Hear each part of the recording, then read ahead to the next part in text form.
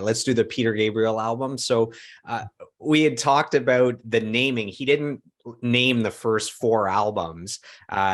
So this is the third album that he's released, and sometimes they call it Peter Gabriel 3. You called it Melt, and a lot of people call it Melt because the cover art is a picture of him, and it's like half his face is melting. Is it, so Peter Gabriel 3 Melt, I guess, is how it shows up now on streaming sites. They have to make a decision. It's got to say something. So that's how they promote it. So we went from Talk Talk, which was one of the darker albums, and this would be probably the other darkest album. So we're going full dark to start this year. That's so, fine. So yeah, talk to me. Is that a reflection of you, your inner darkness? Why do you think you relate to all this? Maybe I just gravitate towards things that are a little bit on the darker side. I do. But not, there were times when I was a metalhead, like I did a Voivod record, so that was pretty dark. And there were points when I kind of went down that road, and the darkness took me down that sort of heavier road. But for the most part, it's been more like atmospheric things and things like this. And because at the end of the day, it's melody. And these songs are just, even Peter Gabriel, man, the melodies on that record are unbelievable. Like, you get to the family snapshot, the after the whole story of how he's going to assassinate this person, which in itself is unbelievably dark. But when it gets to the point where he, the last line is, "I let the bullet fly," and then the next line is, "Come back, mom and dad," and the piano part and the melody, I was just like, it's heartbreaking. It's absolutely heartbreaking. I think the first time I heard it, speaking about it now, I get goosebumps.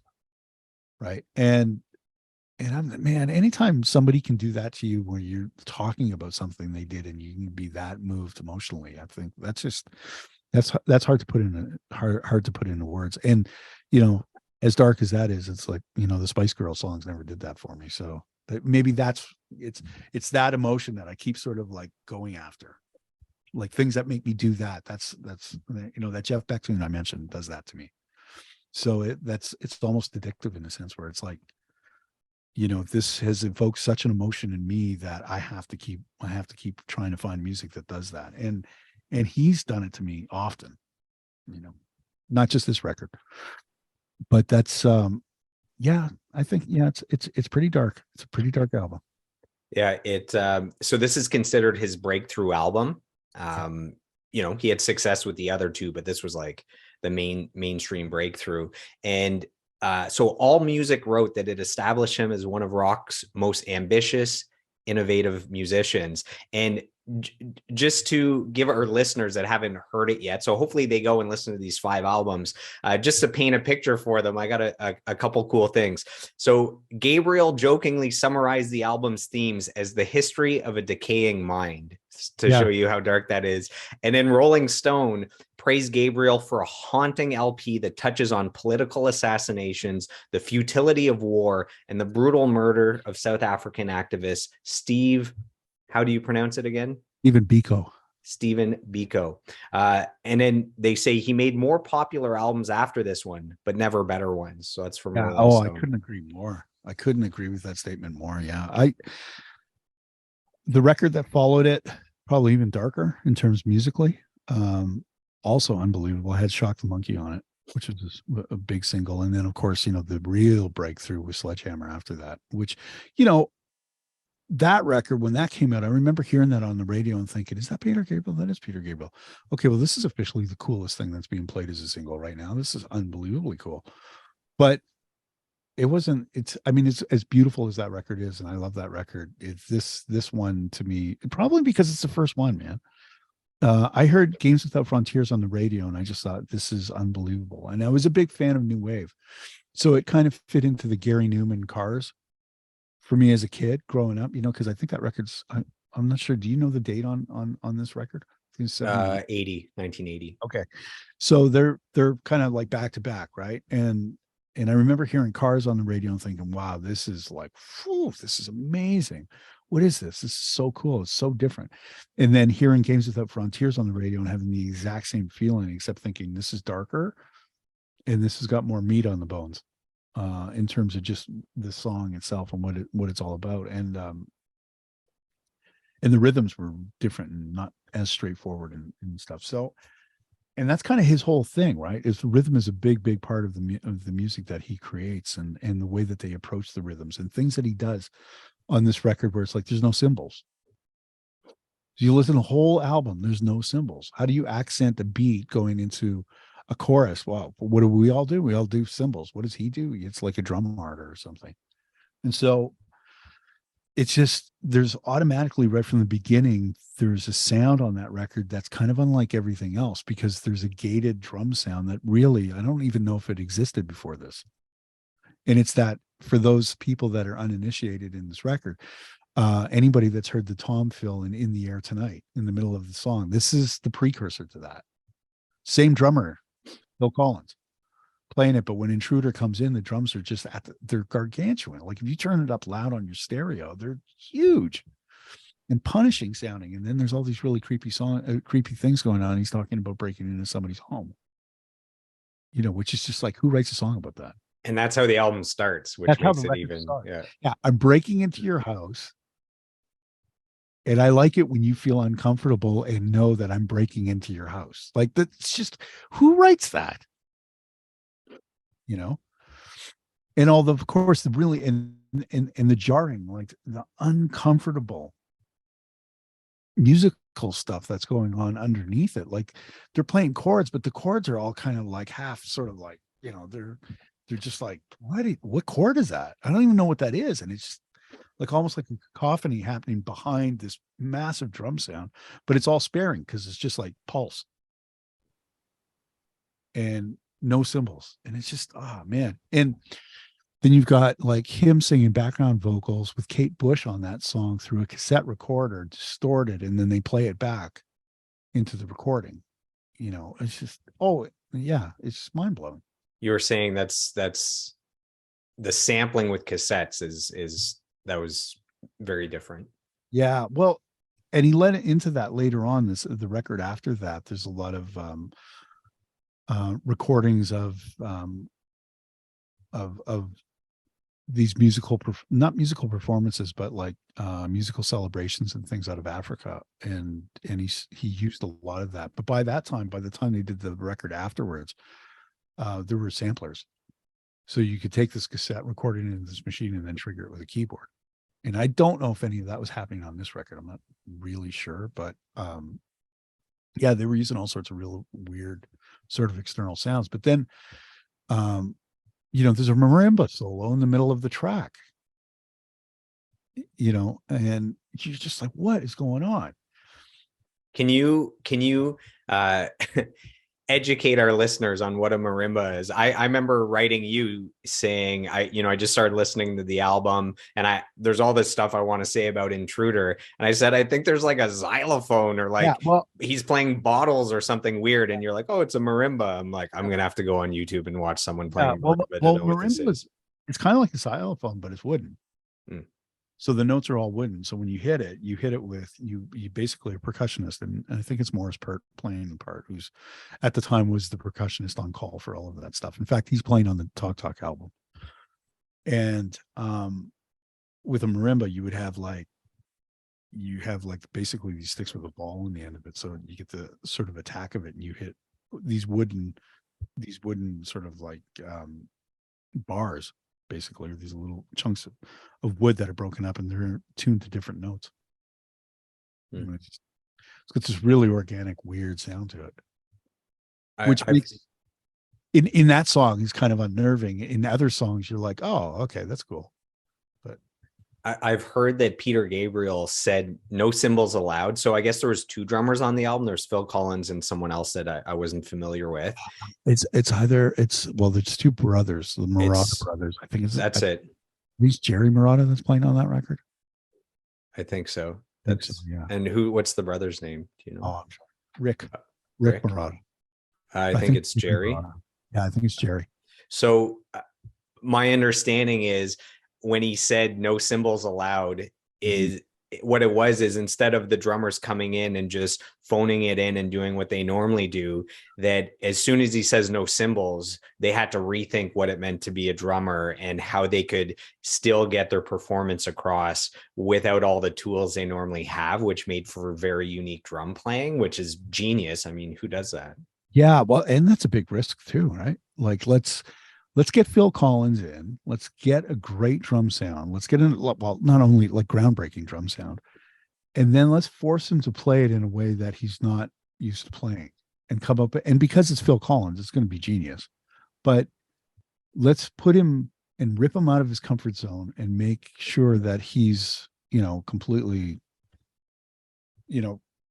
has to approach this from a place where he's not going to fall into any kind of patterns of things that he's done before. And it's amazing. It's amazing to listen to. Like he plays on, and you can hear it. It's like in Through the Wire, the song "In Through the Wire." And there's just nobody else on the planet who's going to play drum fills like that, even though they've taken all this away from him. Like there's this approach to his snare drum when he does snare fills, and you're like, well, that's clearly Phil Collins, because nobody else sounds like that. So it's a real, and that song has one of the best guitar riffs I've ever heard. And just angry, dry, perfect sort of like rock guitar and cowbell, which is just, so instead of a hi-hat, he plays cowbell. And the weird part about it is in the second chorus, if I'm not mistaken, he starts off with the cowbell and then he switches over to tambourine, and it's sort of like, what? Wait, and it doesn't make any sense. And clearly they just kept it, and it's very cool, man. That record's mind-blowing. Yeah, that's why it requires repeated listening, because you get all those little things you would never catch the first time. Yeah. And I don't know if you felt this, but if you listen to the whole record, you get to the end of it, and the end of it is Biko, the song Biko, which became a big staple, live staple for him, because he sings this sort of like chant hook line at the end of the end of the song, and eventually the crowd, and you can see it in lots of performances, where the crowd just starts singing it and the band would just walk off the stage, and the crowd would be left just singing this chant of what's happening at the end of this song. It just goes on and on and on. It's amazing. But that song, the first time I heard it, I think I heard that record, fell in love with that record, and then heard Phil Collins' Face Value, which is the song that has In the Air Tonight on it. And I thought, wait a minute, this sounds an awful lot like Biko, like a lot like it's got the same guitar tones, it's got the same sort of dark kind of thing going on. It's got the same sort of drum pattern happening. The difference with Biko is it's actually real. Those are log drums. Whereas I'm pretty sure with In the Air Tonight, it's like a Roland drum machine or something, but it's the same pattern, basically. It's the same sort of guitar parts. And you think one song influenced the other? Oh, without question. They're both Phil Collins. Yeah. Yeah. Well, Phil Collins is the drummer on Biko. It's not like he wasn't in the room. He heard it, So yeah, it definitely influenced him for sure. Without question. Question. And the song Biko, can you explain why it's called that and the story behind it? It's a pretty dark one. Written about Stephen Biko, and Stephen Biko was fighting against apartheid, and was actually, I believe, I can't remember the name of the organization that they started to sort of draw attention to apartheid that was happening in South Africa, and he was one of the main guys. And this is around, I think, shortly after. And I could be wrong on my history, because it's not like I've done a ton of reading on it, but I believe shortly after, that's when Nelson Mandela was put in prison. But Stephen Biko was arrested and taken down to a police precinct, absolutely perfectly healthy, and they killed him. He died in police custody, so that old chestnut. But they killed him, and so this song is about that. And it starts off with chanting from his funeral, I believe. And then it slowly but surely sort of like builds into this thing that's just, it's, I remember the first time I heard it, and it was just like goosebumps from the minute I heard it, the goosebumps talking about it now. It's just incredibly moving, but it's also a very important piece of music. And you were saying Games Without Frontiers is also political or has a Oh, statement. absolutely. But yeah, it's a statement on war, and just sort of the futility of what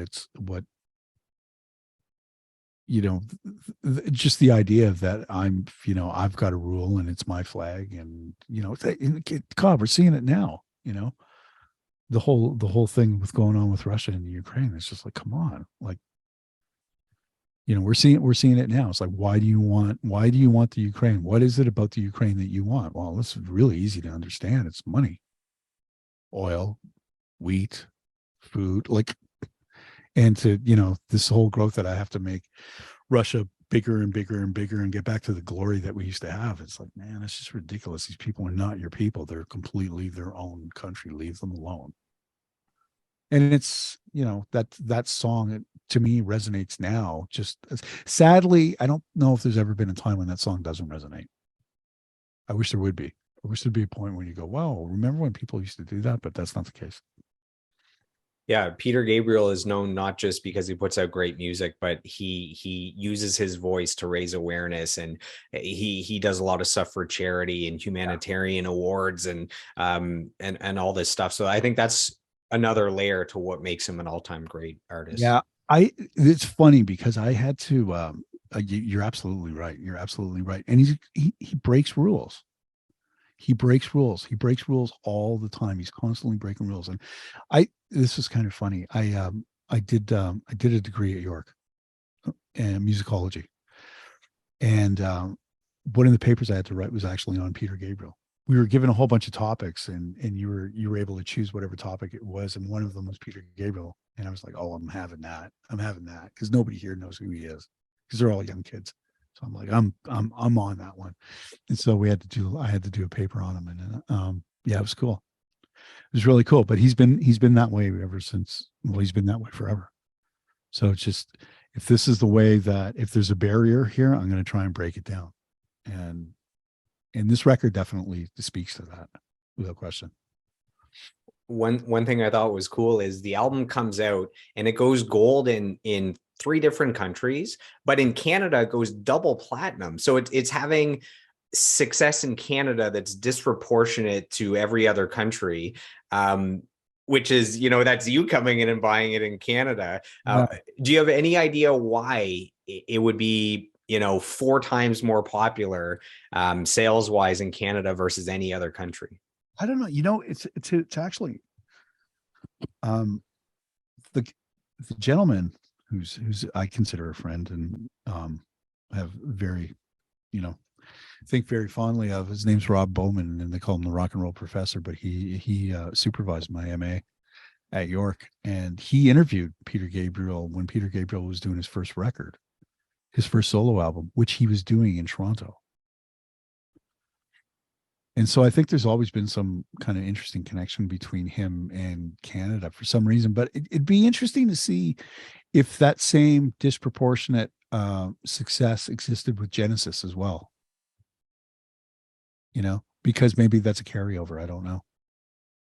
That's a good point. I actually wanted to point out that it's so wild. Okay, so for an artist or a band to have massive success in the first place is super improbable. Like, just, even if you're talented, even if you have great music, there's a big element of luck, of whether you get signed or whether the label actually believes in you, whether the market is ready for what you're releasing. It's very hard to find success in music, regardless of talent. So I find it wild that you have Genesis that is insanely popular.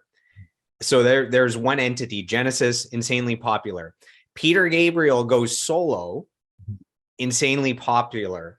Genesis continues, but with Phil Collins as the singer, insanely popular. Phil Collins goes solo, insanely popular. So with the same core, you have 4 different entities that are all-time popular artists. Like, how wild is that? Does that speak to, I guess, the talent of the original Genesis?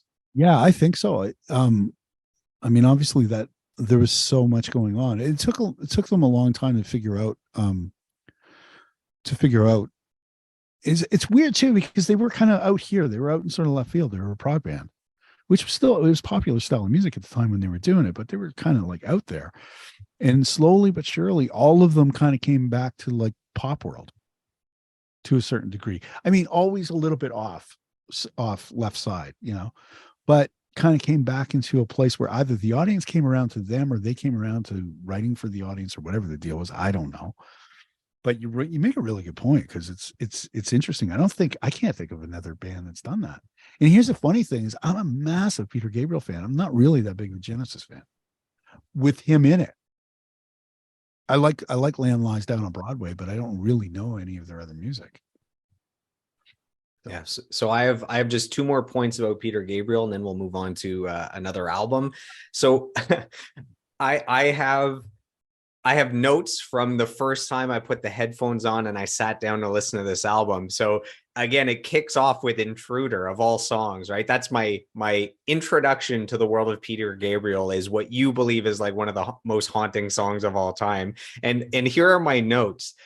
Such strange sounds on Intruder, haunting, about being a burglar, xylophone, very eerie and disconcerting sounds. So it's musically, they've done a great job of supporting the dark lyrics. You know what I mean? Like musically, it's a great representation of what they're trying to get across in the lyrical content. Oh, he's like, it's all one congruent picture is what I'm trying to say. Yeah. Oh, you're absolutely right. He's a master at that. He's an absolute master at laying down, you know, the landscape musically for what he's talking about lyrically. And even when you don't totally understand what he's talking about lyrically, it's still, the music is there to kind of help you figure it out, or at least help you create your own mental image of what it is that he's trying to convey. But I find with this record, his lyrics are actually quite literal. Like, they're very sort of, you don't have to really read between the lines to figure out what he's talking about. Nothing's really masked. Later on the album after this, it's a little bit more like, oh, what are we talking about here? But this is, yeah, you're right. Yeah, it's disturbing, and they're not trying to make it comfortable for you at all, ever. Yeah.